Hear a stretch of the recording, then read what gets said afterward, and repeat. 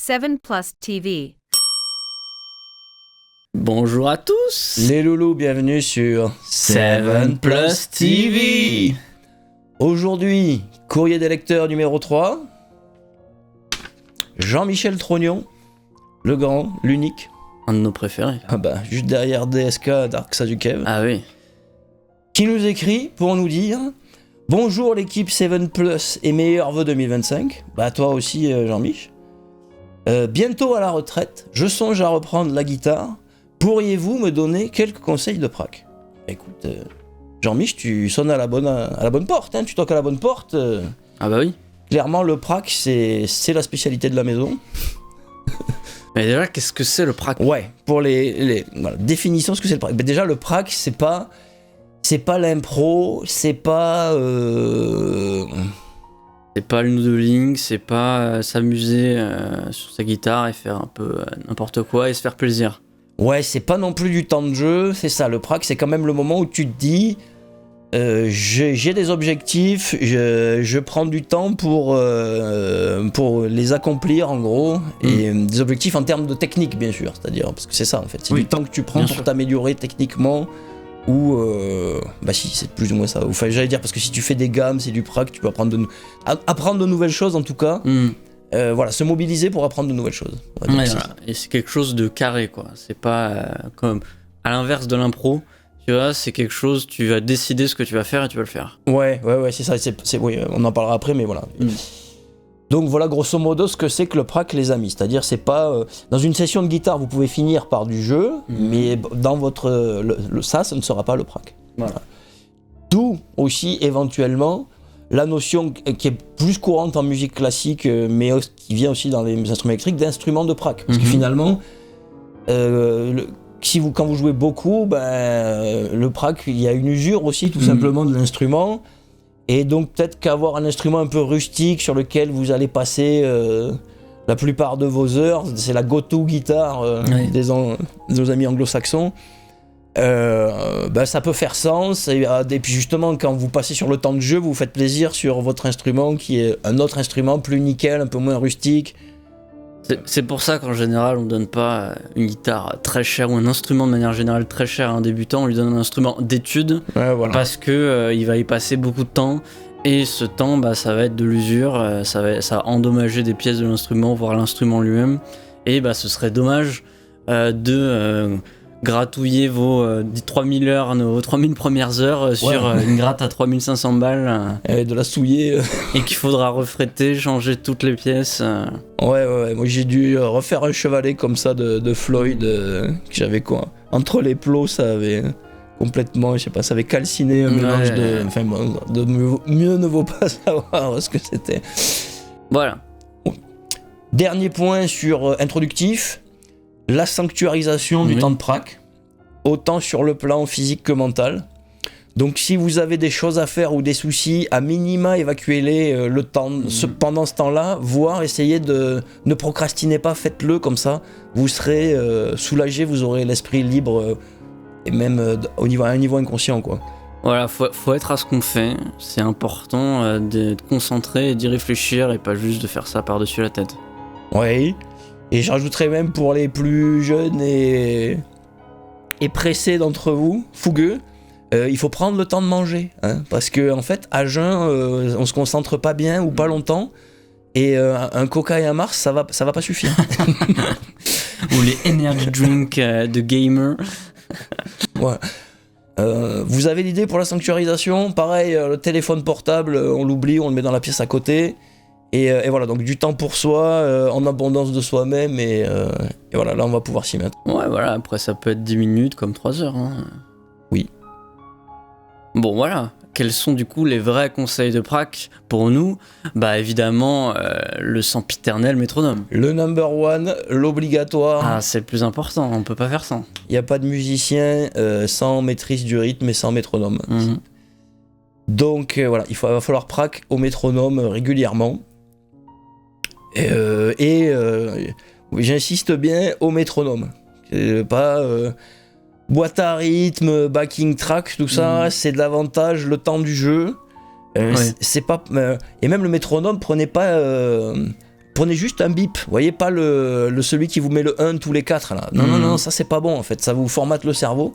Et moi je veux juste une petite pulse bien simple et parce qu'après pour travailler les rythmes un peu plus impairs, les polyrythmes, etc., avoir ce clic du 1 qui est séparé du reste, ça peut être gênant. Parce que une mesure c'est pas forcément 4 temps. Et il n'y a pas forcément 4 notes dans un temps non plus. Voilà, alors que si tu as ça en permanence, là, ce 1, 2, 3, 4, je te jure que ça te formate le cerveau en fait. Dès que tu entends un bip, tu peux commencer à penser 4 et c'est pas très bon. Et paf, sans t'en rendre compte, tu joues du AC/DC. Encore, c'est pas ce qui peut t'arriver de pire. Et même, Donc, pas de backing track quand on praque, pas de drum and bass sur YouTube ou de conneries du genre, pas non plus.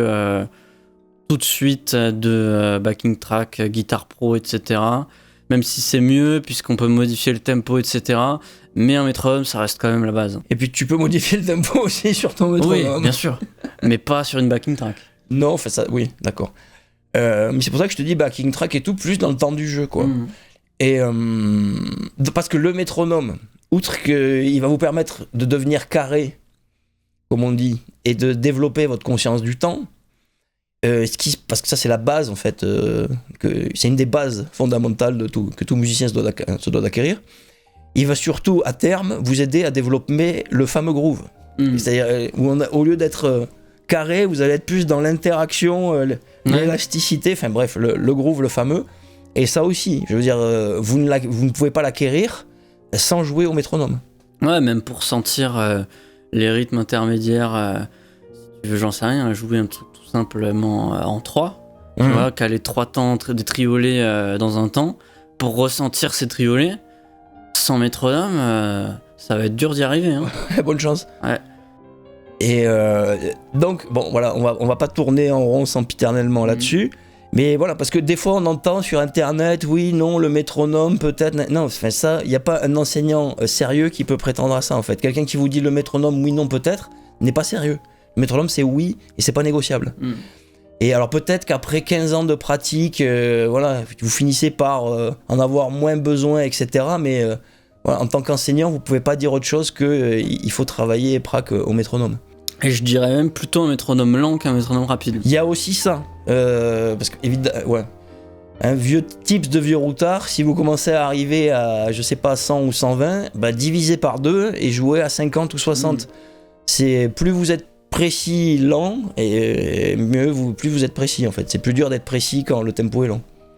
Parce qu'on se dit c'est plus dur, ça va plus vite à tempo rapide, mais on vous demande pas de ralentir. On vous demande de multiplier votre subdivision par 2, genre vous jouez des croches à 120, jouez des doubles croches à 60 plutôt. Voilà. Et vous verrez que c'est nettement plus dur. Ouais, puis que c'est plus productif. Ouais. Et donc voilà, petit tips pour la route sur jouer au métronome le plus lentement possible. Puis même en plus, c'est quoi, entre un tac tac tac tac tac et divisé par 2, ben voilà, la deuxième option me stresse moins en fait. Si je dois m'enquiller pendant 1 heure ou 2. Ah oui, c'est ça. T'en as plein les oreilles au bout d'un moment. C'est ça. Entendre un truc super rapide, surtout si tu bosses des trucs qui sont à des hauts tempos. Ok pour le métronome. On passe au numéro 2, le son clair. Ce que j'allais dire tout à l'heure quand je te disais, moi quand je prague, je veux juste ma petite pulse et mon petit son clair. Je veux rien d'autre, tu vois. Je veux que ce soit ascétique. Voilà, il faut qu'il y ait... Il faut pouvoir entendre votre toucher, entendre ce que vous faites vraiment, pas juste, pas de reverb, pas de chorus, pas même de compresseur, juste un son clair, ultra basique. Voilà, pas un truc trop dégueu qui vous agressera pas les oreilles non plus. Non, on dit pas d'effet, mais ça veut pas dire pas joli. Vous jouez en son clair, vous pouvez corriger les graves, les aigus, les médiums sur votre ampli pour avoir un joli son. Pareil pour le tone si vous avez un tone, etc. Mais donc voilà, ça veut pas dire, mais juste rien d'autre. Pas de reverb, comme tu dis, pas de compression, rien d'autre. Juste un son sec, épuré, pur. Bref. Et qui vous permettra en fait d'entendre vraiment ce qui sort de vos doigts et finalement le caractère réel de vos micros et de votre guitare. Et en fait ça vous consuit paradoxalement de jouer en son clair, non altéré, ça vous donnera plus conscience des effets quand vous en utiliserez. Quand vous commencerez à mettre un peu de compression, vous entendrez directement la différence. Un peu de reverb, vous entendrez directement la différence. Et ouais, parce que genre...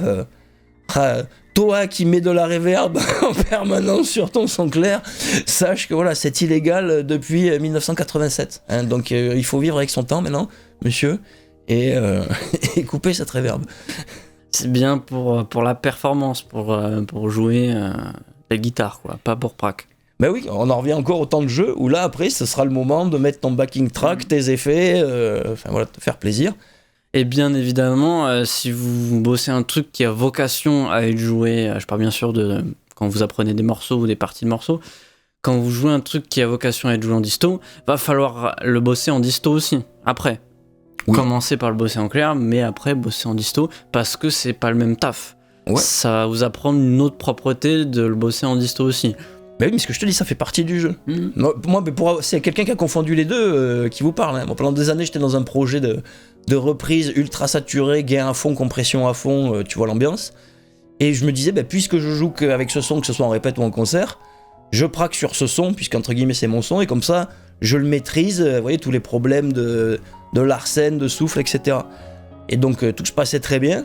Jusqu'au jour où je me suis mis en son clair, et là j'avais un petit plan en sweep, et je me suis rendu compte qu'en son clair il manquait des notes en fait. Tout ne passait pas, mais quand je le jouais en saturé, qui plus est après dans le mix, en concert, machin, oui, là, dans ces conditions-là, ça passait très bien, on se rendait pas forcément compte qu'il manquait des notes, vu qu'en gros celle de départ et celle d'arrivée étaient à peu près bonnes. Ouais, après tu me diras, il y en a certains qui diront ouais, mais du coup si on n'entend pas la différence ça sert à rien. Ça c'est jusqu'à ce que vous vous retrouviez devant le rec. Voilà. Devant un enregistrement en studio où vous voudrez mettre vos morceaux sur bande. Là ça va s'entendre, là ça va piquer. Voilà, et donc là déjà vous nous remercierez pour le conseil sur le métronome, parce que pour le rec c'est indispensable. Et voilà, pourquoi encore le son clair vient se rajouter à l'équation. Sans compter qu'en fait c'est simple, le métronome vous donne la conscience du temps, et le son clair vous donne la conscience de votre son. C'est aussi simple que ça. Et d'autant plus que, j'ai presque coutume de dire, un plan qui sonne, il doit sonner sans artifice en fait. Mis à part les gros chucks qui évidemment, c'est fait c'est designé pour sonner avec le max de disto. Voilà pour le son clair. Dernier point, avoir des objectifs et un plan de travail précis. Ouais, plus ou moins. En tout cas, on en revient à ce qu'on disait au début, mais il faut pas se perdre. Vous voyez, il faut pas se mettre subitement à nouiller où je fais un truc, je dérive sur un autre truc, et à la fin, j'ai rien fait de ce qui était prévu. J'ai fait que dériver et faire l'anguille, que zenguer. Donc, c'est mieux, c'est même... On recommande fortement, tu ne peux pas te pointer et dire l'inspiration du moment me dictera ce que je vais travailler, ça marche pas comme ça. Ouais, clairement, il faut avoir une routine de travail en fait, il faut bosser régulièrement et toujours un peu les mêmes trucs qui vous posent problème. Tant que ça vous pose problème. Ouais. Tant que vous voulez progresser dedans, il faut continuer à les bosser régulièrement en fait. Il faut pas non plus bosser des grosses sessions énormes d'un coup et après plus rien faire pendant des jours ou des semaines. Ouais, là on pourrait parler de la régularité, cher Jarvis, parce qu'en fait tu nous dis que tu vas être à la retraite, donc c'est que tu as du temps. Mieux vaut pratiquer régulièrement tous les jours, genre 1 ou 2 heures par jour, que tu auras sans problème, que te faire les fameuses 8 à 15 heures par jour une fois par semaine, mais qui n'existent pas en fait. Personne ne fait 8 à 15 heures par jour de guitare. Ça n'existe que dans les romans. Et donc ça c'est pour la répartition du temps qui est toujours à privilégier. Pareil, après je dis ça, on peut monter à 3 ou 4 heures par jour, mais même là c'est mieux de... On vient de bifurquer sur la répartition du temps, mais bref, c'est un peu dans les objectifs, tu me diras, ou le plan de travail.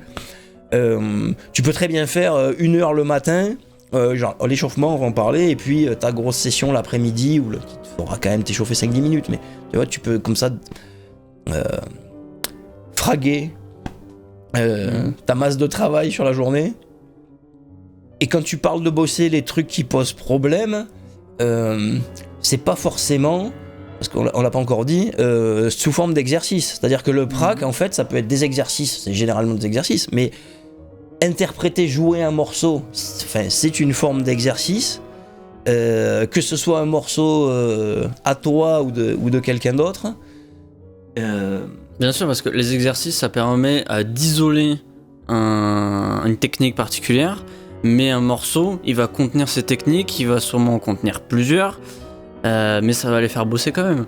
C'est un exercice d'isolation et un exercice polyarticulaire, si on peut employer des mots d'un autre monde. Ouais. Mais vous me comprenez. Ouais, puis c'est surtout qu'après, il faudrait distinguer, l'exercice de l'étude, tu vois, qui est genre l'exercice, mais déjà un peu plus structuré, etc., du morceau, qui est, tu vois, une étude, mais mise en œuvre de façon à ce que ça fasse une mélodie et que ça soit moins scolaire, on va dire, académique. Donc voilà, mais tout ça pour dire, évidemment, tu t'avances dans ton prac en sachant plus ou moins où tu veux aller. On reviendra en conclusion là-dessus. Je pense que c'est le problème de beaucoup de gens. Ils se disent ouais, j'ai envie de prac, mais ils arrivent devant le truc et ils savent pas quoi faire. Ils ont pas de plan, ils ont pas d'exo, savent pas quelle technique bosser. Ouais, il manque d'horizon justement de prac. Mais on est là pour ça, les amis. On arrive, vous n'êtes plus seuls. Ça va venir. Ça va arriver très vite. Du coup, par quoi commence-t-on cette séance de prac généralement? T'en as parlé un peu, par un échauffement. Absolument. Échauffement obligatoire, j'ai envie de dire. Et souvent sous-coté, parce que c'est toi qui me faisais remarquer que le but de l'échauffement, c'est de réveiller les doigts et le cerveau et de se mettre en disposition pour être pleinement concentré et actif sur l'instrument. C'est ça. Donc moi de base, j'aurais tendance à dire qu'un bon échauffement, ça prend 10-20 minutes. Oui, un quart d'heure, 20 minutes. Oui, j'ai bien dit ça. Parce que finalement, le côté je réveille mes doigts, ça va vous prendre 5-10 minutes. Voilà, c'est 5 premières 10 minutes que vous prenez l'instrument, vous les voyez même pas passer en gros. Et là, votre cerveau est pas encore réveillé, vous êtes juste en train de nouiller plus ou moins activement, voilà. Et là, il faudrait mettre en œuvre son cerveau pour se réveiller un peu, donc essayer de faire des trucs impairs, des trucs qu'on n'a pas l'habitude de faire. Ouais. Et là encore, 5-10 minutes vont passer très très vite, et ça va faire 20 minutes, et voilà. Et c'est plus facile que ça en a l'air, il suffit de prendre les plans que vous jouez en échauffement, au métronome bien sûr, vous les jouez, on vous fait confiance, et de rajouter une note ou rajouter un temps, un truc comme ça. Et paf, ils deviennent impairs, et ça devient de suite un petit exercice mental de les faire sonner bien dans le temps. Et après directement on va se concentrer beaucoup plus facilement en fait. C'est ça. Ou même qu'est-ce que je faisais l'autre jour moi à la cour là, le fameux, tu sais, quand on fait les chromatismes 1, 2, 3, 4 et que t'as la variante où tu joues 2 fois la note et moi au lieu de faire ça, d'un coup je me suis dit je vais faire 1 fois, 2 fois, 3 fois, 4 fois, tu vois, sur le retour 5 fois, 6 fois, enfin vous voyez genre, et donc juste oui, ça prend 2-3 minutes le temps de le penser, de l'ajuster, de le jouer un peu vite, enfin, c'est ce genre de truc qu'on vous dit. Donc vraiment un truc con, mais qui va vous sortir un peu de votre zone habituelle et vous voyez, qui vous stimule un peu les synapses. Ouais, et puis c'est déjà un début d'exercice, parce que ça c'est des trucs basiques que vous allez retrouver un peu partout en musique. Rajouter une note, rajouter un temps. Ouais. Donc voilà, très important l'échauffement. Et l'échauffement qui nous amène après sur ce qu'on va appeler la plage de travail en gros. Et donc, ce qui nous a semblé important de dire sur la plage de travail, enfin, ce qui nous semble important, voire capital, de dire sur la plage de travail, c'est la notion de mode pour vous, quand vous travaillez. Vous êtes soit concentré, soit, on va dire, dilué. Ouais. En opposition à concentré. Et pourquoi est-ce plus important que ça en a l'air ? C'est que souvent, vous n'êtes pas conscient de quand vous alternez ces deux choses. C'est-à-dire que concrètement, vous commencez votre session de travail après l'échauffement, vous avez une capacité de concentration, donc vous allez réussir à faire 1 ou 2 blocs de 45 minutes concentrés. Et derrière, votre concentration va commencer à défaillir, à baisser en fait, ce qui est normal, et vous allez lentement mais sûrement commencer à nouiller. Et donc, en fait, les deux ne sont pas antinomiques, c'est juste que si vous en avez conscience, vous pouvez vous en servir à votre avantage. Oui, voilà, c'est normal de passer en mode dilué et de faire des trucs un peu moins lourds pour le cerveau. Et c'est pas un problème, ça peut être utile à condition de le comprendre et d'en être conscient. Voilà, et d'avoir aussi un peu de temps, parce que du coup c'est le mode où vous gaspillez pas mal de temps. Ouais, voilà. Mais déjà pour en revenir sur le concentré. Par exemple, une erreur très commune, c'est que quand vous faites un exo où vous montez le tempo, et vous savez que c'est à partir de la moitié de la fin que vous êtes vraiment en train de travailler techniquement, eh ben, vous faites pareil avec votre concentration. Donc, dans les tempos bas, vous n'êtes pas vraiment concentré. Et vous vous concentrez au fur et à mesure que ça devient difficile. Or, si vous vouliez vraiment progresser, c'est en vous concentrant au max sur le tempo bas, paradoxalement, que vous allez progresser. Parce que c'est à cette échelle-là, entre guillemets, que vous pouvez éliminer le maximum de mouvements parasites, développer le maximum d'aisance et de fluidité, et après, faire ça à plus grande échelle, ou à plus gros tempo. Donc, ça, c'est vraiment une erreur très courante. Et c'est souvent pareil, quand vous bossez une nouvelle technique ou une nouvelle gamme, etc., comme c'est quelque chose d'extérieur à vous, que c'est pas encore intégré, vous y allez quand même un peu plus sur les talons que sur votre menu Big Mac favori. Et,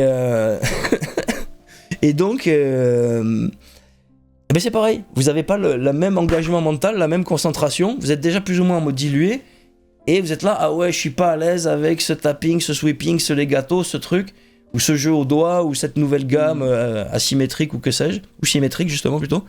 Et alors que si vous prenez conscience de ça, là il faut que je fasse gaffe, que je sois vigilant, que je sois en abondance de moi-même un petit peu, ben ça va vous sauver la vie. Enfin, j'exagère un peu, mais ça va vraiment vous faciliter le prac, quoi. Ouais. Pour moi, un bon moyen de voir ça, c'est par exemple quand on apprend un plan d'un morceau. Parce qu'au début, vraiment, on va être, comme tu dis, sur les talons, on va tout donner, on va être là, on va essayer de comprendre comment il est foutu, essayer de comprendre le doigté, essayer de le faire passer, jusqu'à ce qu'il commence à passer au métronome, essayer de rajouter 10 BPM. Et là, en fait, c'est pas la peine d'augmenter le tempo tout de suite. Là, parce qu'il va falloir construire de la mémoire musculaire dessus, il va falloir l'implémenter en vous. Tu vois. Dans le système nerveux, ouais, voilà, dans le système nerveux. Et donc pour ça, il va falloir le répéter un certain nombre de fois. Et pour ça, ça va prendre un petit peu de temps, quelques dizaines de minutes à minima, quelques heures parfois, quelques jours parfois. Ça dépend du plan, de la longueur du plan, de sa complexité. Vous en êtes de votre développement, etc. Voilà. Et pour ça, il va falloir le faire généralement en mode dilué, sans commencer à faire n'importe quoi non plus. Faut rester dessus sur le plan, mais pas avoir forcément toute notre attention. Mais on va reparler sur le nouillage. Ouais. Moi, je voulais conclure parce que n'oubliez pas non plus que même quand vous faites votre premier 3/4 d'heure ou vos 2-3 quarts d'heure de mode concentré, même quelqu'un qui dit je viens de faire 1 heure de guitare en étant concentré, si on devait chronométrer le temps de jeu, comme en tennis, temps de jeu, temps de non-jeu, on fait jamais 1 heure de guitare d'affilée, on fait toujours genre 1 minute, entre 1 et 3-5 minutes, et on fait des micro-pauses de 10-30 secondes, 1 minute, mais en fait c'est pas un flow constant, parce que justement en soi le travail de guitare c'est quand même, je pense que c'est un stress, tu vois, sur le système nerveux, c'est un travail particulier, et c'est pour ça qu'on peut pas l'envoyer en flow continu.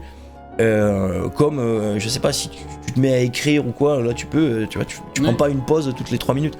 Et ouais, c'est à ça que ça sert le prac, c'est pour que les trucs difficiles que vous bossez, ça puisse être passé au tempo en mode dilué ou semi-dilué un peu, pour que vous puissiez après le jouer en direct, en live, sans interruption, et enchaîner les morceaux sans pause. Ouais, mais ça c'est encore autre chose. Ouais. Si tu veux, parce qu'après, quand tu fais du live, il y a un moment où c'est pareil, en fait, tout ton set, tu peux le ramener à de la mémoire musculaire, et finalement, toi, ce que tu appelles le jouer en dilué ou en demi-dilué, je sais pas ce que tu viens de nous inventer, c'est vrai qu'il y a un côté comme ça, quoi. T'es censé à un moment pouvoir, t'es censé monter sur scène, en fait, et faire le set parfait, pratiquement les yeux fermés, où on pense à autre chose. Ouais. Et c'est ce qui te permet de faire guitare-chant au bout d'un moment, ou ce genre de choses, mais c'est juste, ouais, ça c'est presque dans tous les arts du spectacle, j'ai envie de dire, c'est ce que tu recherches et ce que les mecs qui maîtrisent finissent par obtenir, et tu vois que certains appellent le métier ou quoi, mais pour moi c'est un peu autre chose.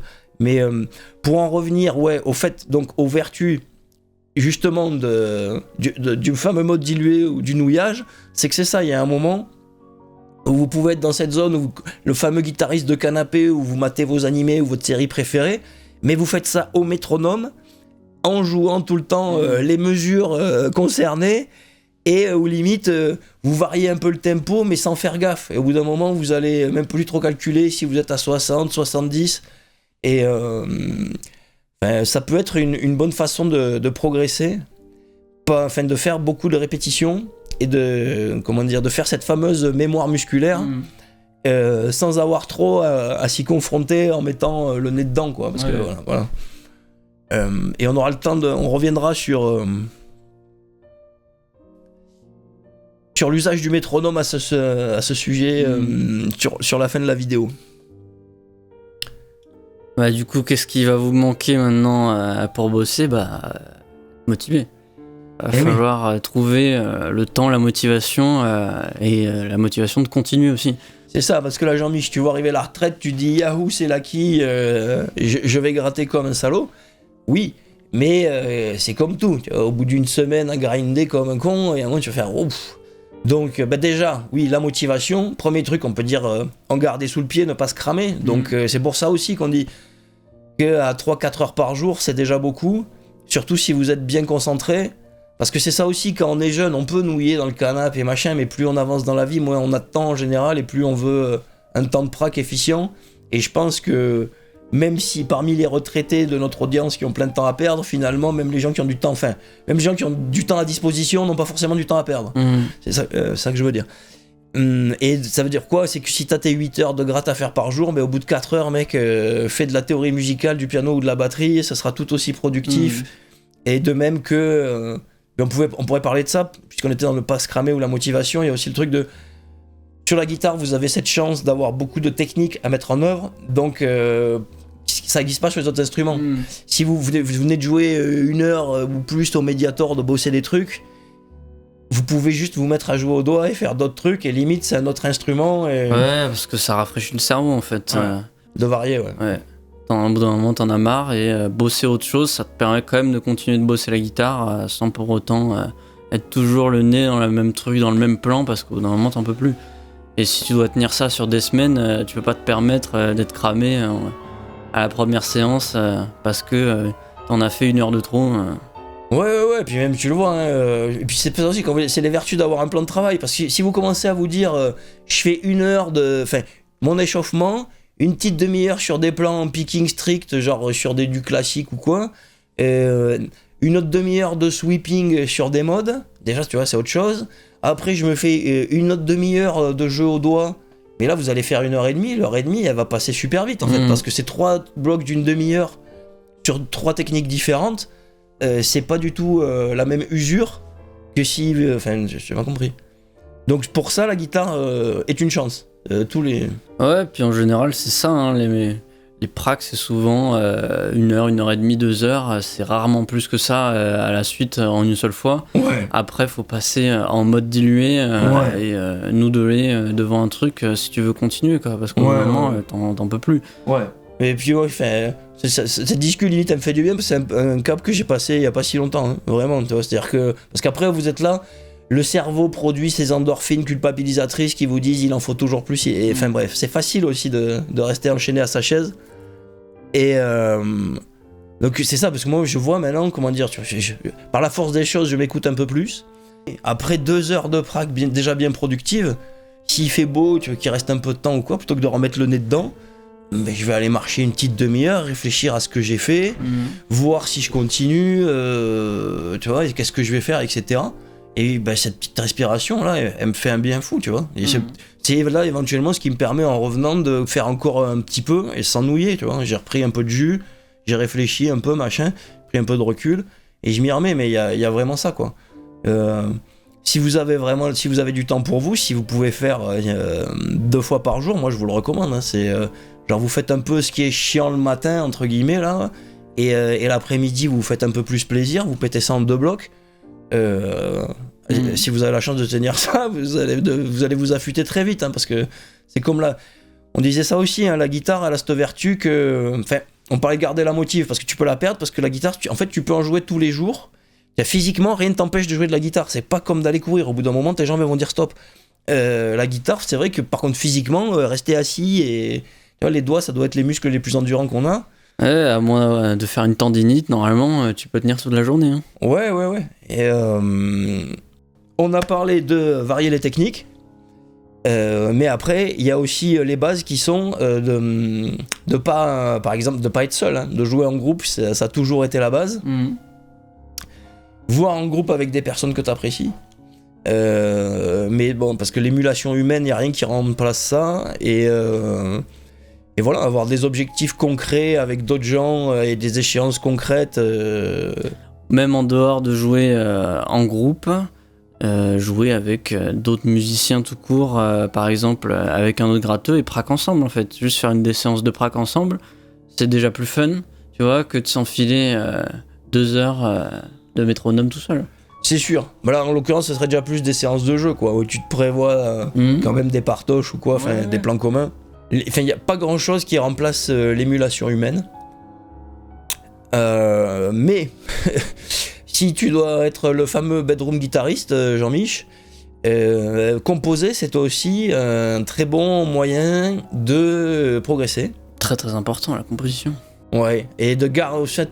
Parce qu'en fait, tout le monde compose plus ou moins, chaque fois que tu vas trouver un petit plan à toi ou quoi. Donc ce que je veux dire, c'est garder une trace de ce que tu fais, c'est aussi bien. Trouver un petit guitare pro et apprendre à s'en servir au fil du temps. Parce qu'au début, on connaît pas ton niveau, mais si tu débutes et que tu es dans la progression, on peut penser qu'au début, tu vas trouver des petits plans simples, donc ce sera pas trop dur à rentrer dans guitare pro. Et comme ça, tu apprends un petit peu le solfège en même temps, les rythmes de base, etc. Et tu gardes une trace de ton truc, quoi. Et c'est comme ça qu'on développe un peu aussi la créativité, hein. C'est en tombant sur des trucs, en voulant les noter, après t'en fais quelque chose, et puis après tu fais autre chose. Fil en aiguille. Hein. Et surtout, parce que on aura beau le dire, quand on compose, on a quand même, on est toujours à la limite de ce qu'on sait faire. J'ai envie de dire, on est naturellement créatif, on se met toujours à la limite de ce qu'on sait faire et on cherche le petit truc en plus. Et c'est en ça que composer, je trouve que c'est vraiment sain, tu vois, ça te fait vraiment progresser, quoi. C'est pareil, il y a une émulation entre la composition et la prac du niveau technique, en fait. Tu vois. Le niveau technique va définir ton max de niveau de composition, et le niveau de composition va aussi vachement aider la prac.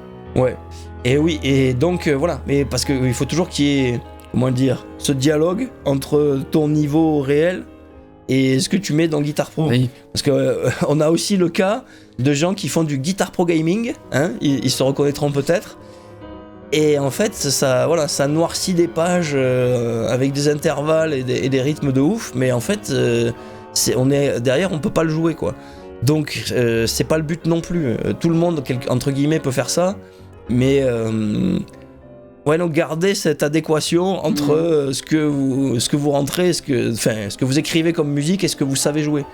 Bah, ça peut être un exo en soi qui remplace le prac en groupe, hein. Au moment où tu composes, t'es tranquille et tout, c'est sympa, c'est drôle, et puis après tu te retrouves face à la réalité du clic à devoir l'enregistrer, et va falloir l'apprendre ou le modifier ou l'arranger, et là aussi tu progresses en fait à ce moment-là. Non, mais en fait on vous fera des vidéos là-dessus, parce que ça nous est tous arrivé de s'emporter un peu sur Guitar Pro, d'écrire un truc genre oh ouais putain ça c'est trop stylé, et il est tard, on a fait la guitare l'après-midi. Et donc là, on le jouera le lendemain, et quand le lendemain vient le moment de le jouer, c'est le drame, genre ah ouais, je me suis peut-être un peu emporté, ça va être chaud. Mais exactement, c'est comme ça qu'on progresse aussi, mais voilà, tu vois, tant que ça reste faisable et atteignable, justement, c'est parfait. Et voilà pour composer, jouer en groupe, garder la motive, en garder sous le pied. Et puis composer, ça apporte des objectifs à long terme et à court terme aussi, hein, parce que t'écris des trucs et tu vas avoir envie de le jouer, et comme je disais, de l'enregistrer. Il y a ça, mais puis même, quand t'arrives à composer un bon truc, genre c'est super gratifiant en fait, tu vois, c'est comme quand c'est indescriptible, quoi. Ça te donne envie. Ouais, puis même, tu vois, parce que t'as fait la musique que t'aurais aimé entendre et que t'as pas. C'est composer, les amis, y a rien de plus gratifiant. Reste peut-être la conscience du temps long, hein, quand on parle de motivation et de prac, c'est que tout ça s'inscrit, c'est pas au jour le jour que les... Enfin, voilà, chaque jour c'est une petite pièce en plus, une petite pierre en plus à l'édifice, une petite pièce en plus au puzzle, mais ça va pas être le game changing, le game changer. Prendre un instrument de musique, c'est partir du principe que on va avoir cette quête de technique pendant des années, en fait. C'est un truc qui va t'accompagner pendant longtemps. Et c'est aussi gratifiant sur le long terme quand on regarde ce qu'on a accompli sur plusieurs années. Ah ouais. Ça, ça fait partie de l'aventure aussi, de se dire, oh, putain, mais tu vois le truc, tel plan qui me semblait injouable à l'époque, maintenant ça va, puis tu te souviens du temps que t'as passé à... Ah ouais, tout à fait. Donc voilà principalement hein, pour la motivation qui de toute façon fluctuera, mais si tu respectes à peu près nos conseils de ce qu'on vient de te dire, et le plus important étant, je te dis, de ne pas se cramer, quoi, d'en garder un peu sous le pied, mais ça va très très bien se passer en fait. Du coup, petite question... Pour la route ? Pour la route, hein. Qu'est-ce que tu dirais à quelqu'un qui est bloqué, qui n'arrive pas plus à progresser, qui praque tous les jours, qui fait ses heures sur la guitare, mais il avance pas? Il est stuck. Il est hard stuck des deux. Ouais.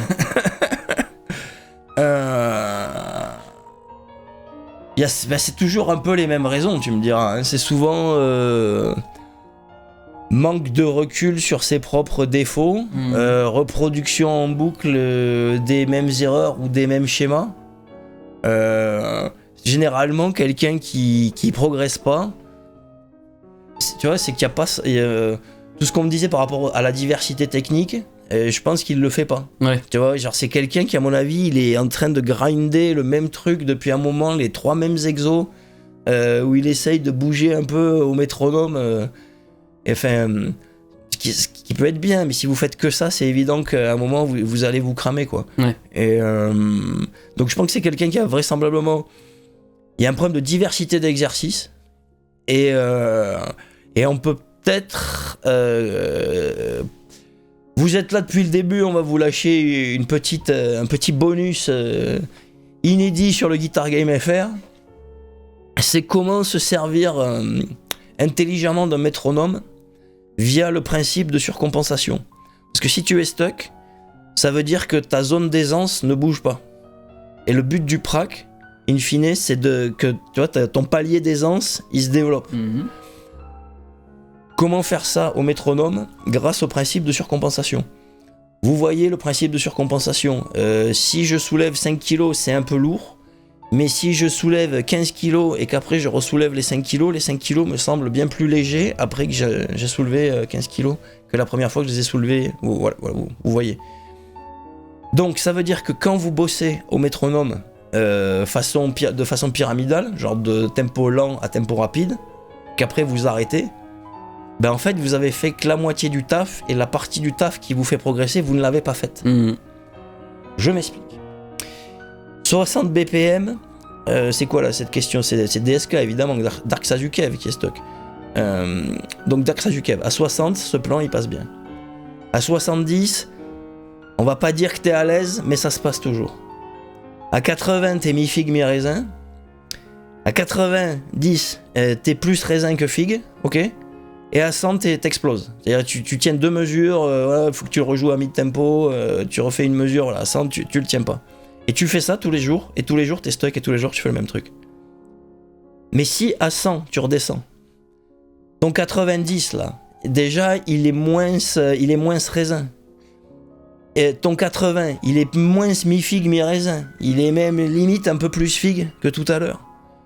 Ton 70, où en fait t'étais plus à l'aise, et ben maintenant t'es à l'aise. Et ton 60, tu le calcules même plus. Et tu vois, ta zone d'aisance là, elle a bougé. Et donc, mais il faut redescendre cette putain de pyramide pour que la surcompensation s'effectue. Et pardon, je finis. Et quand on vous parle de nouiller dans le canapé pendant des heures en variant un peu le tempo, en fait, moi je fais référence à ça. C'est-à-dire que si tu veux, ma culture animée, je me la suis faite comme ça dans mes jeunes années. On confesse tout aujourd'hui. Et ce que je veux dire, c'est qu'au lieu d'avoir une pyramide que je vous décris comme ça, en fait, limite, elle faisait ça, vous voyez. Tu vois ce que je veux dire ? C'est-à-dire, c'est la même chose, mais en bougeant encore plus les tempos. Et en fait, si tu fais ça sur un truc qui dure plusieurs heures, il y a un moment, presque, tu vois, le tempo, tu finis par t'en foutre, en fait. Et alors qu'avant, c'était l'enjeu principal. Et on en parlait parce qu'on avait une anecdote sur les blocages psychologiques à la presse à cuisse. Pour ma rééducation du genou, j'ai découvert la presse à cuisse et je ne pouvais pas passer les 100 kilos. C'était psychologique. Et la première fois que j'ai passé 100 kilos à la presse à cuisse, c'est parce que j'avais pas vu qu'il y avait 100 kilos, en fait. Je croyais que j'avais mis moins, en fait j'avais mis 100 ou le mec avait mis... Et en fait je les ai pris, enfin bref. Et donc il faut comprendre que le blocage psychologique à un moment donné, vous y serez confronté et le but du prac, c'est aussi de faire sauter ça en fait. La répétition, elle sert à recabler le système nerveux, mais elle sert aussi à faire sauter... l'ego.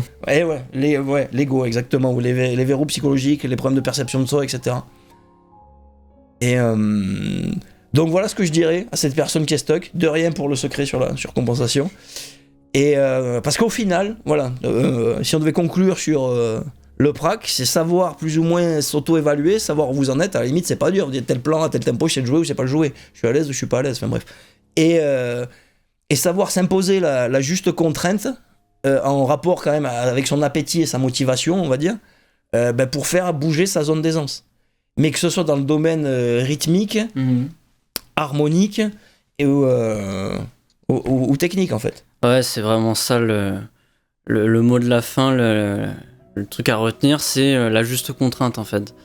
Moi je sais que quand j'essaye de jouer un plan, quand j'essaie d'apprendre un morceau ou de toucher un nouveau truc, si j'arrive pas à le mettre en place à peu près correctement à 50% de la vitesse en 1 heure, 1 heure et demie, c'est que le plan, je suis pas encore capable de l'aborder en fait. Il me manque des fondamentaux techniques.